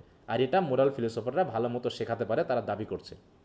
তাহলে তারা দাবি করছে ভার্চু কী জিনিস, ভার্চুর এনিমিকে ভাইসের সার্ভেন্টকে প্যাশন, যে প্যাশনটাকে কীভাবে মাস্টার করতে হবে সেটা তারা ঠিকমতো শেখাতে পারে।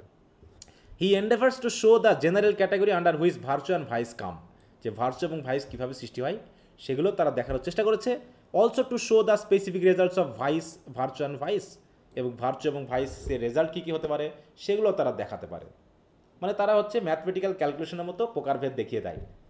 হ্যাঁ, he also claims that philosophy can step beyond the limits of a man's little world, হ্যাঁ, and show the way to government of families and the maintenance of public societies. এবং তিনি দেখাচ্ছেন, বলছে he claims that philosophy can step beyond the limits of a man's little world, যে মানুষের যে ছোট্ট জগৎ আছে এই জগতের বাইরেও ফিলোসফি চলে যেতে পারে।